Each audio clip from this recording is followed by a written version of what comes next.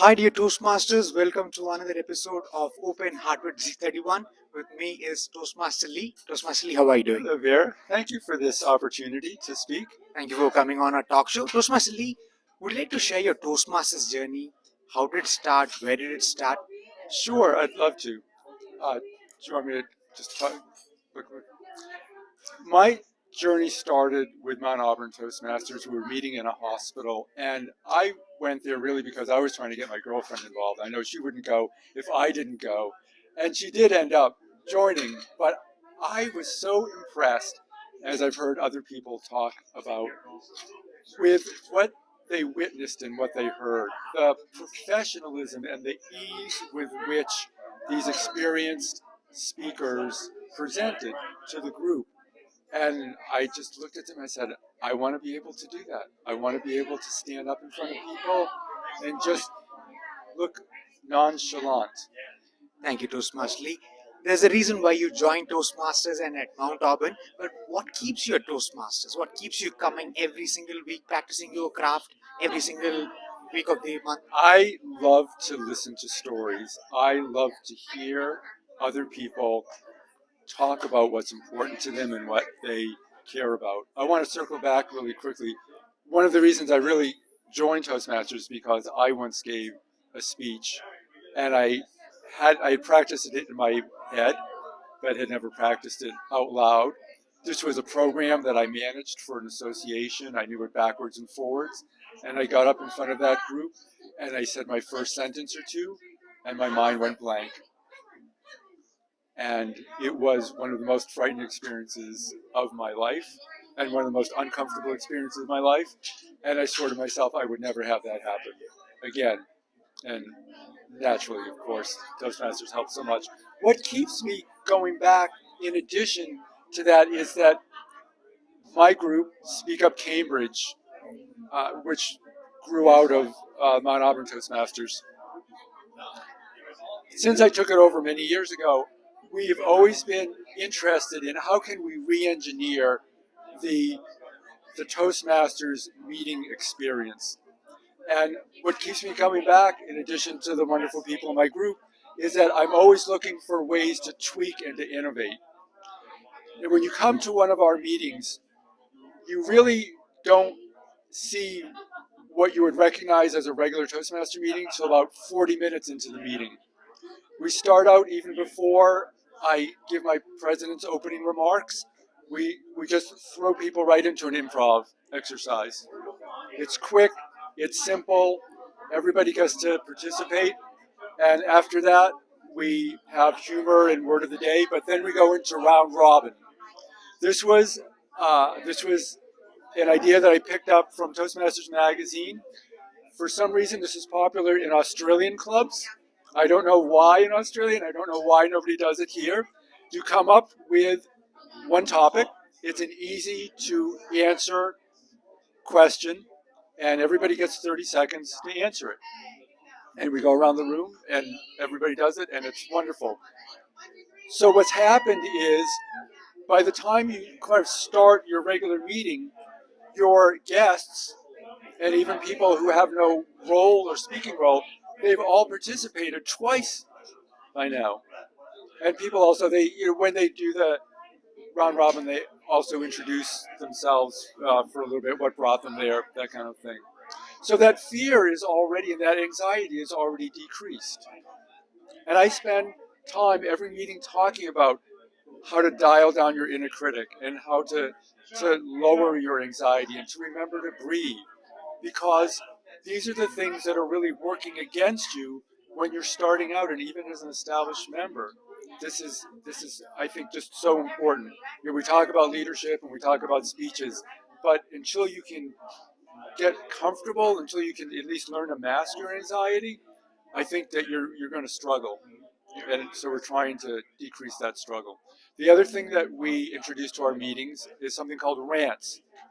Rants. So you can rant, you can literally get up there and complain if you want, but you can speak about anything that you care about for 1 to 3 minutes. Again, this is something that I picked up from one of these conferences. I can't remember who it was, but she got up in front of the room and she said, everybody everybody, no matter who you are, can talk about something for at least 3 minutes. At least. Doesn't matter what it is. And we went around the room and everyone got up and talked about something. They said, "This is such a great idea." And I stole it for our club, and it's worked out really well ever since. So again, if you don't have a prepared speech, you have no excuse not to talk. You can either do one of these spontaneously or you can do a prepared rant.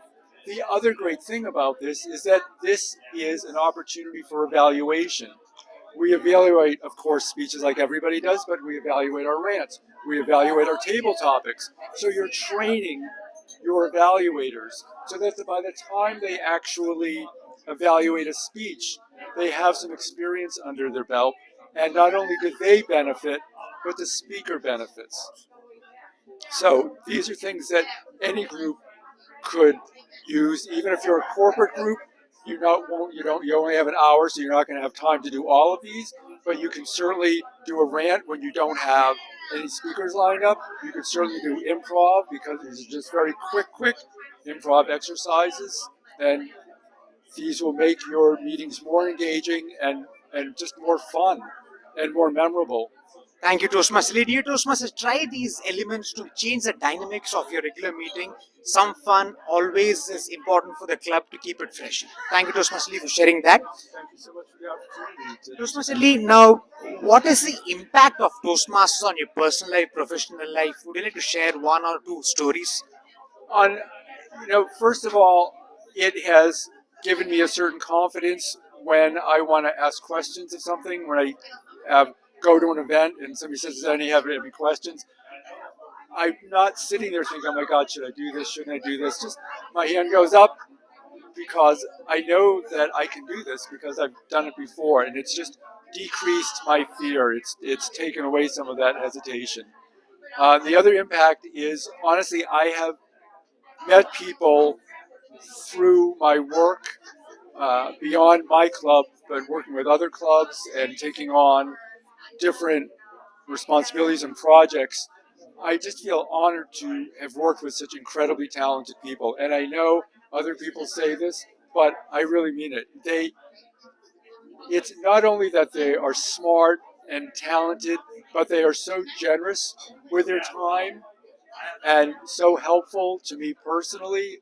And I am so grateful for it. And that's one of the things that keeps me not only active in my Toastmasters group, but in an advanced group, and also volunteering here and there for different projects and different committees. Thank you for sharing that, Toastmaster Lee. Dear Toastmasters, if you want to get confident, try Toastmasters at Toastmaster Lee, right? Toastmaster Lee, now we move to the rapid fire round. Are you ready for some fun? No, I'm not, but I will try it anyway. Toastmaster Lee, a historic leader that inspires you a lot. Any leader that comes to your mind? Absolutely Martin Luther King. And not because he was because he was such a great speaker, but if you take the time to really learn about his most famous speech, I could go on about it. I've given a speech about it 3 times already, but look at that speech, read about that speech, because the speech that you remember today is not the speech that he went up with speech in hand to present. It was only until he ditched that speech and gave really the most remarkable impromptu speech, perhaps, of the century, that you appreciate the feat that he pulled off that day. And it was only because he had practiced and his preparation and talking week after week from a pulpit that he was able to assemble this language and these ideas and deliver them with such force. That I find incredibly inspiring. Amazing choice, Toastmaster Lee. Your personal speech, when you've written it, when you practiced it, when you delivered it, you felt you did the best job. Any speech that comes to your mind?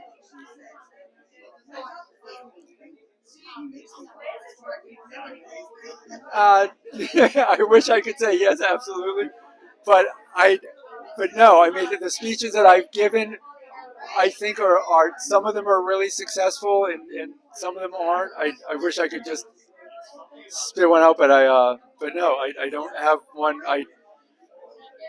I mean, each one is a challenge for me. Oh, that's good, Toastmaster Lee.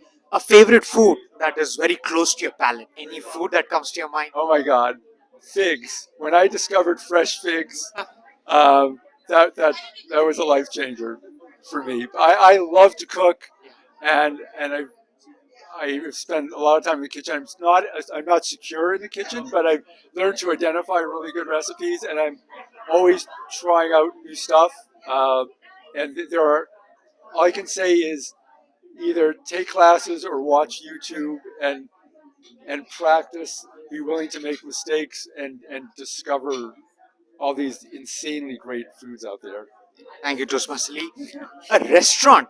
Now we know you live in Somerville, Cambridge, the nice part of the town.